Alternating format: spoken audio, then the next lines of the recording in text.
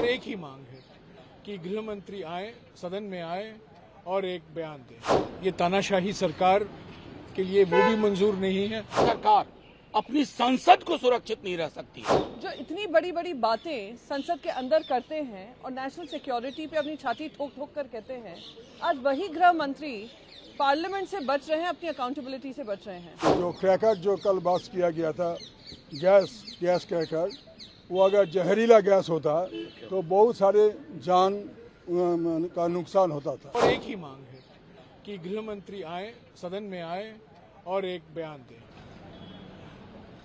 ये तानाशाही सरकार के लिए वो भी मंजूर नहीं है। हमने बार बार कोशिश की कि नेता प्रतिपक्ष राज्यसभा में उनको मौका दिया जाए कि ये मुद्दा उठाने के लिए, क्योंकि ये बहुत गंभीर मामला है। कल जो हुआ, जो सुरक्षा प्रावधानों का उल्लंघन हुआ, बहुत गंभीर मसला है और इस पर कार्रवाई तो हो रही है, पर हम गृह मंत्री की ओर से एक बयान चाहते हैं। कल भी हमने मांग की थी, आज भी हमने मांग की है और कल भी हम करते रहेंगे। जब तक गृह मंत्री नहीं आएंगे, बयान नहीं देंगे, सदन की चलने की संभावना बहुत कम है। हम रचनात्मक सहयोग में विश्वास रखते हैं। हम चाहते हैं कि बहस हो, पर आज सबसे बड़ा मुद्दा जो है देश के सामने, ये कैसे हुआ, क्यों हुआ, और ये जो सुरक्षा के प्रावधानों का उल्लंघन कल सारा देश देखा, इसके बारे में प्रधानमंत्री चुप हैं, गृह मंत्री चुप हैं।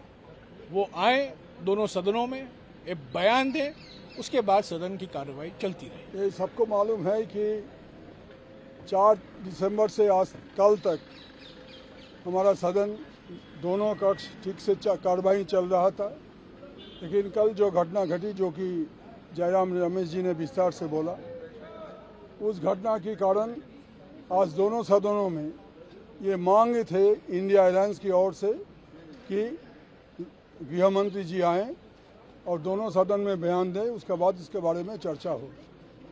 लेकिन दुख है कि सरकार इस बारे में नीरव है। कोई अभी तक कोई स्टेटमेंट गवर्नमेंट की ओर से आया नहीं, ये कभी भी नहीं हुआ। 2001 में जब यहाँ पे हमला हुआ था संसद में, उस समय हमारे जो सिक्योरिटी गार्ड से अपना जान गंवाई, लेकिन किसी को आतंकवादी को अंदर जाने नहीं दिया। ये लोग जो पकड़ा गया है आतंकवादी है कि नहीं हमें मालूम नहीं कौन है, लेकिन इससे पता चलता है कि पार्लियामेंट नए भवन जो बनाया गया उसमें सुरक्षा इतना खराब है कि कोई भी आ सकता है।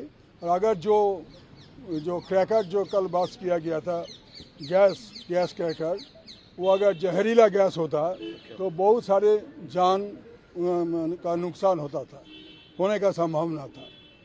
तो आज सुबह से हम वही मांग पर खड़े हुए थे दोनों सदनों में।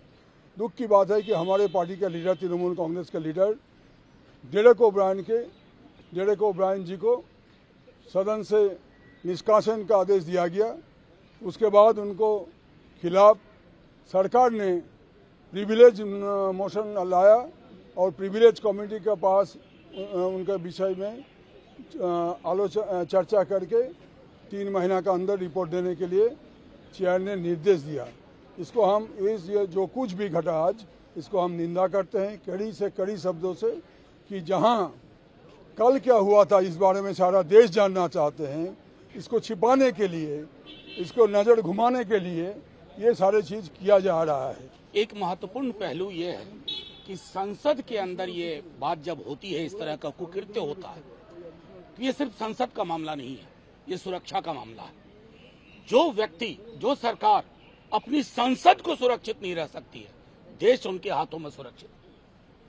मार्क माय वर्ड्स, सीने पे हाथ मार के बोलना कि हम ये कर देंगे, वो कर देंगे, और सरहद पे जो होता है वो संसद में हो जाता है, उस तरह की चीजें।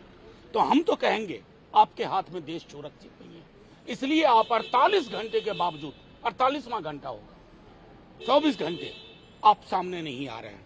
आइए, पूरा पक्ष रखिए। ठीक उसी दिन हमने आगाह किया था जब विमेन रिजर्वेशन बिल पास हो रहा था, आपने लोगों को बिठा दिए थे, जिंदाबाद जिंदाबाद लगाए जा रहे थे। सीख वहीं से मिली है। लोग उस गैलरी में बिना किसी प्रॉपर प्रोसीजर के आए हैं। कौन एमपी है आप सब जानते हैं। लेकिन ये मसला सिर्फ संसद का नहीं है। मैं दोहरा रहा हूं, इनके हाथ में देश सुरक्षित नहीं है और इसलिए हम सदन में इसको लगातार उठाते रहेंगे और मजबूर करेंगे। गृह मंत्री जी आइए, बड़ी बड़ी बात करने से ही कोई बड़ा नहीं होता। जो खबर हमें मिल रही है उसमें बताया जा रहा है 7 सुरक्षा अधिकारियों को सस्पेंड कर दिया गया है। जो युवा थे और जिन्होंने ये बदसलूकी की और सिक्योरिटी ब्रीच के जिम्मेदार हैं, उनके ऊपर यूएपीए लगेगा। ये भी डेरेक ओब्रायन को राज्यसभा से सस्पेंड कर दिया क्योंकि उन्होंने इस मुद्दे को उठाया। और 14 हमारे सांसद जो हैं कांग्रेस के भी और अन्य दलों के भी इसी मांग पे सस्पेंड कर दिए गए हैं लोकसभा से। मैं कहती हूँ आपने ये सारी कार्रवाई की, पर हम मांग कर रहे हैं कि देश के गृह मंत्री हमें आकर जवाब दें कि सुरक्षा में चूक कैसे हुई। जो इतनी बड़ी बड़ी बातें संसद के अंदर करते हैं और नेशनल सिक्योरिटी पे अपनी छाती ठोक ठोक कर कहते हैं, आज वही गृह मंत्री पार्लियामेंट से बच रहे हैं, अपनी अकाउंटेबिलिटी से बच रहे हैं। ऐसी क्या मजबूरी है कि भारतीय जनता पार्टी के जो एमपी हैं प्रताप सिन्हा, उनसे प्रश्न नहीं पूछा जा रहा है या उन पे कोई कार्रवाई नहीं की जा रही है। ये दिखाता है कि ये जो सरकार है इतनी आत्ममुग्ध है कि नेशनल सिक्योरिटी को दरकिनार कर कर, पार्लियामेंट की सिक्योरिटी को दरकिनार कर कर सिर्फ अपनी वाह लूटने में लगी हुई है। पर जो भी इनके सुरक्षा का दावा है सब खोखला है। Stay with the Times of India for news breaks, analysis, interviews and events. We bring you stories from your neighborhood and from across the globe as well. Subscribe to our YouTube channel. Hit the like button and press the bell icon so you don't miss any of our videos.